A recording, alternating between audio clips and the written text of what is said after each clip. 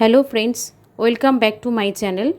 আজকে আমি আপনাদেরকে একটা মশলাদার ভেন্ডি আর বেগুন দিয়ে একটা সবজি বানিয়ে দেখাবো।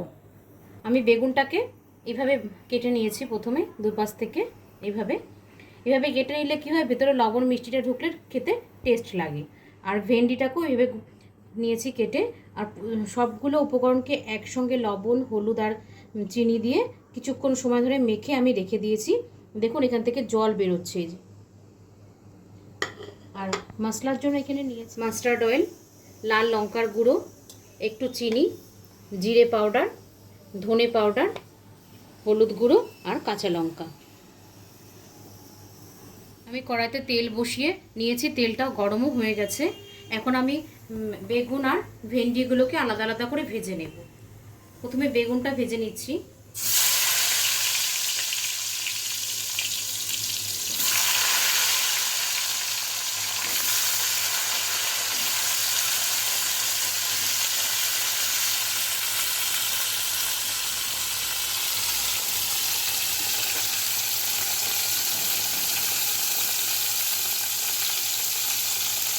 হলুদ আর লবণটা তো মাখিয়ে রেখেছিলাম, এখন খালি শুধু বেগুনটা ভেজে তুলে নেব।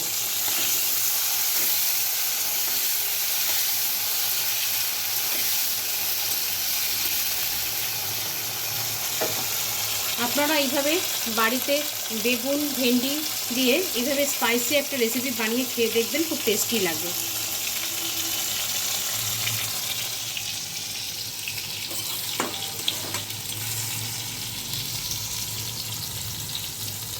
বেগুনটা আমি খুব ভালো করে ভেজে নিয়েছি, এখন তুলে নিচ্ছি।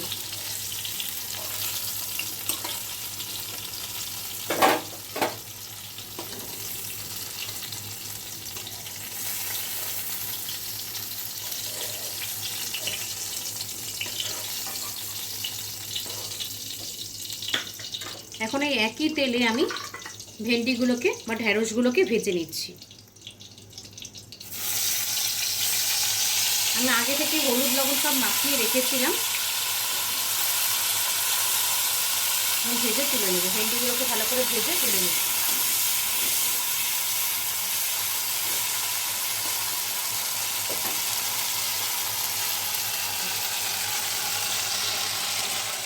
ভেন্ডিগুলো আমার ভাজা হয়ে গেছে, এখন আমি তুলে নিচ্ছি। আমি কিন্তু এখানে ভেন্ডিগুলোকে পুরো চিড়ে নেইনি, শুধু মাথাটাকে অল্প অল্প করে কেটে নিয়েছি। পুরো চিড়ে নিলে ভেন্ডির থেকে যে লোদ লোদ বেরোয় সেটাতে খেতে ভালো লাগে না। আমি এইভাবেই করে নিয়েছি, মাথাটা শুধু একটু মাথাটা কেটেছি।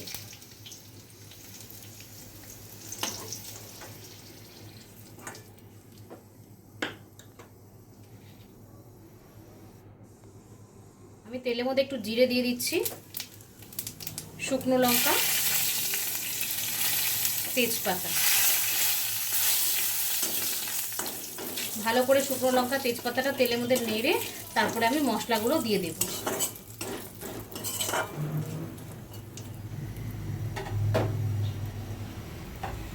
আমি প্রথমে তেলের মধ্যে একটু জল দিয়ে দিচ্ছি।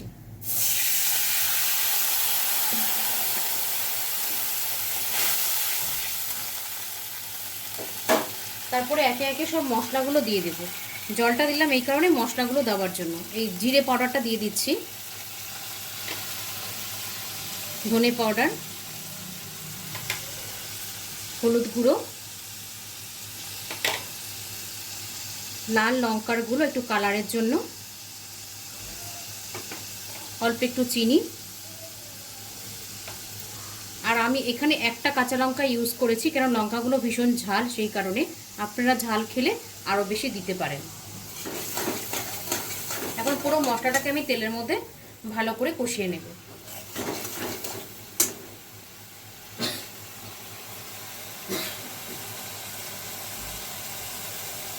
মশলাটা আমি তেলের মধ্যে ভালো করে কষিয়ে নিয়েছি।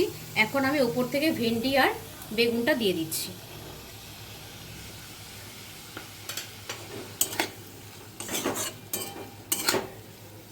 ভালো করে মশলার সাথে বেগুন আর ভেন্ডিটাকে কষিয়ে নিয়ে তারপরে অল্প একটু জল দিয়ে দেবো। যেহেতু বেগুন আর ভেন্ডিটা আমি প্রথমে ভেজে নিয়েছি, সেখানে বেশি জলের প্রয়োজন হবে না।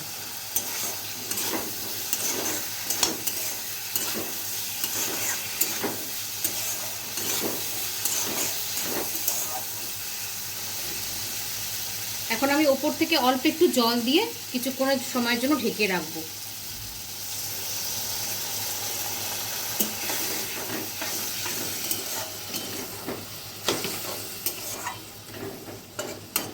অল্প সময়ের জন্য ঢেকে রাখছি।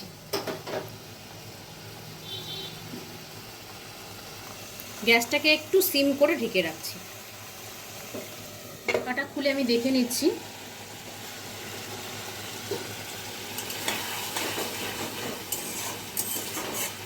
রান্নাটা আমার হয়ে গেছে পুরোটা।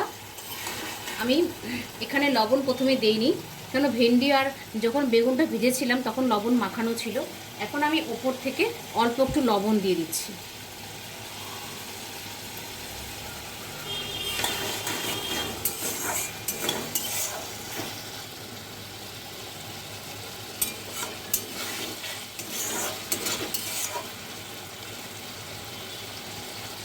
গরম মশলার গুঁড়োটা উপর থেকে দিয়ে নামিয়ে নিচ্ছি। গ্যাসটাকে বন্ধ করে দিচ্ছি।